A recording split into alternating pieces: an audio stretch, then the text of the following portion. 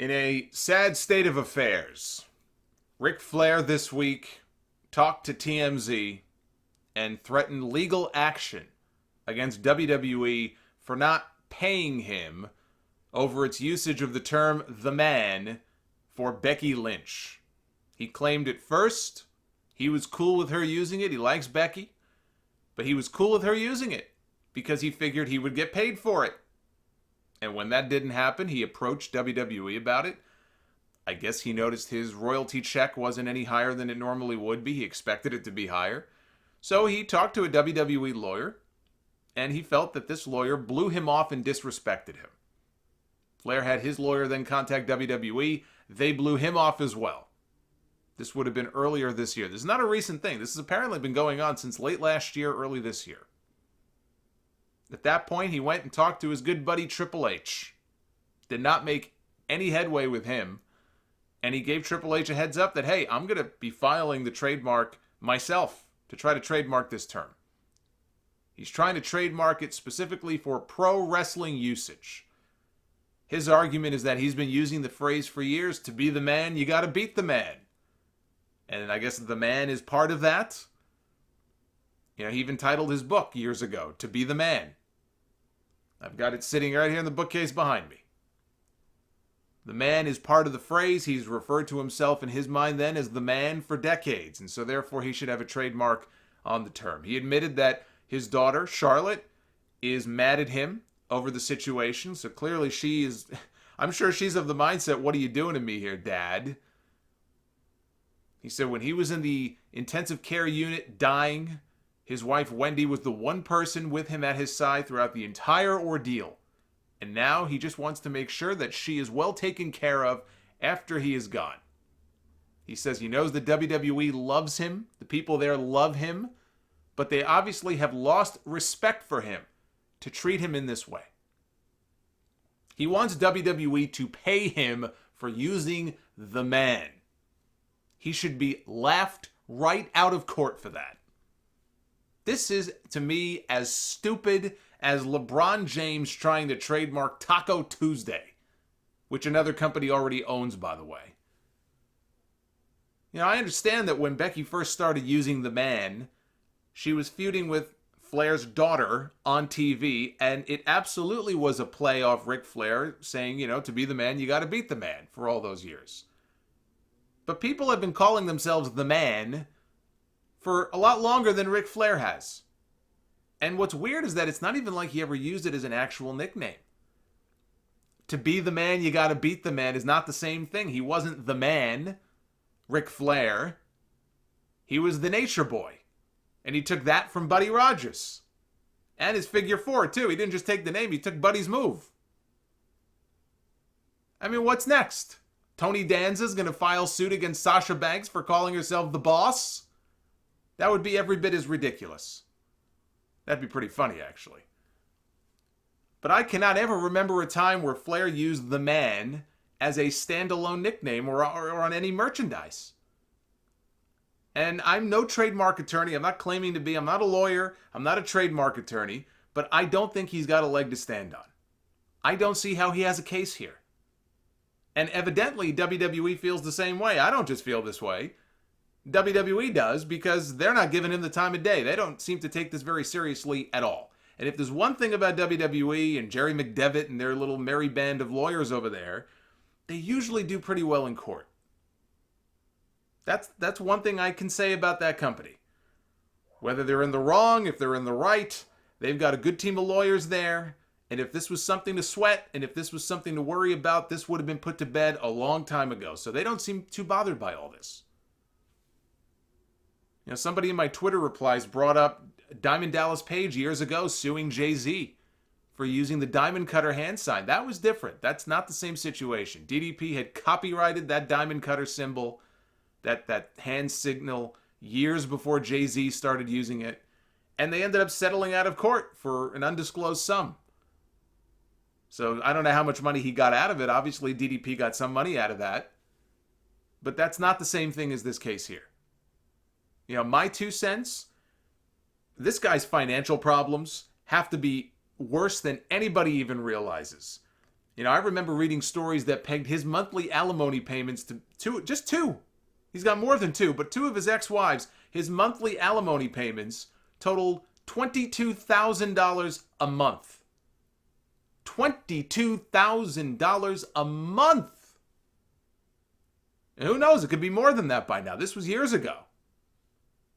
He was into Vince McMahon years ago for $800,000 to pay off back taxes that he owed.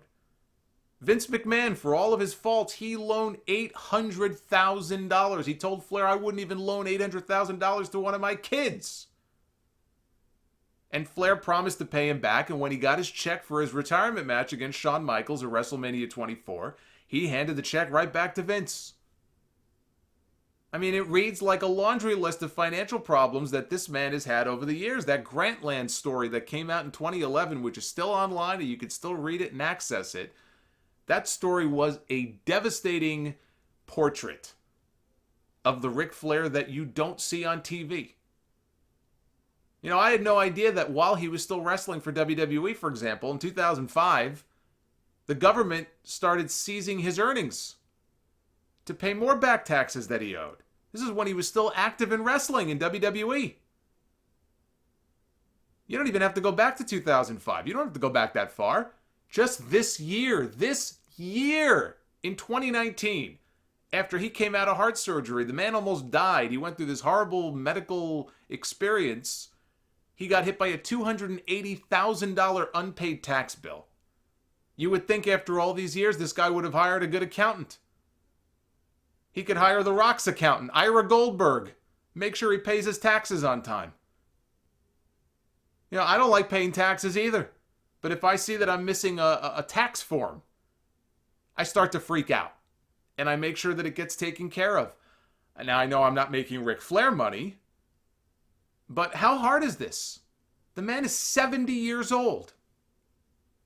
He still hasn't figured this out? This is to say nothing of him, and I'm not trying to beat up on the guy. I'm just stating facts. This is to say nothing of him, the way he screwed over Carrie Silkin. Carrie Silkin, I mean, my God, probably don't bring Ric Flair up in front of him. All those years ago, he screwed over Carrie Silkin in Ring of Honor on money that he never paid back to them that they said he owed. High Spots suing him for loans that he never paid back. I mean, this guy could be a case study in a money management class on what not to do. But he's got to be so hard up for money. And you know what? I would not be surprised if whatever money problems he already had were exacerbated by his medical problems. All the medical costs that are involved in that. I don't care what kind of insurance you have in this country. I don't care how rich or how much of a bigwig you are. Medical bills are a big problem in this country, and they can bankrupt you very quick. I don't care how much money you have. You can have all the money in the world saved up in the bank. You may be in a better position than somebody like me or you, but it can bankrupt you like that. So he could very well be dealing with that too. There could be fallout from all the medical stuff that he went through that's only made his situation even worse. So now he's threatening to sue WWE for calling Becky Lynch the man. I'm not sure biting the hand that feeds you is the smartest move for him to make. I mean, I guess in his mind, they're not feeding him enough. Feed me more. But is it really worth causing problems with your own daughter? He flat out admits that it's caused a rift between him and Charlotte. Is it really worth it? He says if they grant his trademark, or even if they don't, he'll be happy to let Becky use it so long as WWE pays him. Because, and I quote, I want the company to pay me for it because I want to take care of my family. If he wanted to take care of his family so badly, where was he the last 40 years when he was pissing away all of his money? It's hard for me to feel sorry for this guy. It more than anything else, it's sad. It's just sad. And I say that as somebody who has a lot of fond memories of his work. He's one of the greatest that ever lived.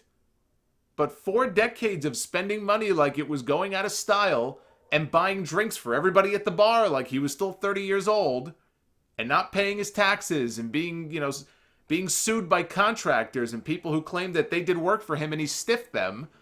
I'm shocked, I tell you, that he would end up with financial problems.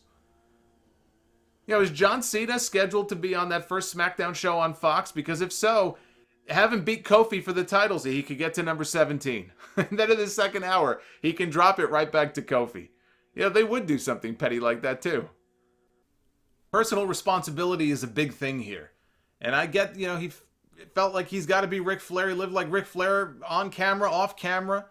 Spent money like a sailor, and he drank and he bought drinks and this and that. And now he's in the situation that he's in. And maybe with these health scares, he really is looking at things in a different light. Or maybe he's angling for a new contract. Maybe, look, I'm sure that WWE wouldn't want Ric Flair to end up as some kind of ambassador working for AEW. I don't know what kind of contract he's under now, if it's just a Legends deal, if it's more than a Legends deal. Maybe he realizes this. Maybe he's angling for a new I don't know what's going through this guy's head. Who knows? I think this whole thing is completely silly. I don't think it's going anywhere, and I think it's just pathetic. I think it's pathetic, and I think it's pathetic that if he feels this worried that he's got no money in the bank, and if something happened to him tomorrow, if he got struck by lightning again, hasn't he been struck by lightning, I think, 2 different times? If a bolt of lightning struck him down tomorrow, he seems very concerned about what would happen to his wife and his kids and his family. I mean, if you're that concerned, you got to look in the mirror and say, well, how'd you end up in this situation? You're 70 years old. You're Ric Flair. All the money he's made over the years, all the endorsements, and this is what you've been reduced to? Threatening to sue WWE, who treat him like some kind of a god, which in wrestling, I guess he is. There's a lot of people listening to this who probably think he's the greatest that ever lived when it comes to pro wrestling. And look at what he has been reduced to. This is pathetic. That whole situation where he was claiming that he got conned or scammed by his old PR person. And remember he put that video up online? How sad that was. Then he took it down because she either sued him or threatened to sue him for defamation or something. Like, these are the types of things that this guy is doing now. This is sad. I don't think that there's anybody who was ever a Ric Flair fan who thought or was hoping that at this stage of this guy's life that this is what he would be doing. And it's just more than anything, I think the whole thing is just pathetic. And I don't see it going anywhere, and hopefully they can resolve whatever their issues are, put this to bed. And, a guy like Ric Flair, he should be able to go out whenever his time is up. He should be able to just kind of live the rest of his life and go out as this pop culture icon that he still is in many ways. I mean, they got rap songs where they talk about Ric Flair. You got the Ric Flair drip, and you got ESPN and College Game Day constantly dropping references and quotes about Ric Flair and wooing. After all these years, all these decades, he still has his place in pop culture, and he's revered. He's an icon to so many different people. He's a hero to so many different people. Forget about his personal life. And I keep coming back to this word, sad, which is the best word I can think of to really sum up this whole situation. And you see a guy like this who people look at as some kind of a hero or an icon, and you see the situation that he has put himself in so late in life, and the word of the day is sad. But this sense of it almost comes across to me as a sense of entitlement. I think maybe that's what really rubbed me the wrong way about that quote and that statement he gave to TMZ, where I want WWE to pay me because I want to be able to take care of my family. It's not WWE's job to take care of your family. That's your job. Now, maybe in his mind, he really feels like he's being screwed in some way, and that money is owed to him, and he's going to go out and get that money. You know what? More power to him. If he has proof and he can go to court and prove it, which I don't think he will, then go ahead and sue WWE. Burn that bridge. I don't think they'll ever truly burn their bridge with them. It would take a lot, I think, for WWE to cut this guy off completely. But go ahead, burn that bridge if you think you've got a case. I don't think he does. I think he's doing more harm than good to himself. It's a bad look for him. And it's almost this sense of entitlement because of who he is. And I want to support my family, so therefore you ought to pay me. It's not their job. That's your job. So this whole situation, the best word I can use to kind of wrap it up, sad. It's a sad situation.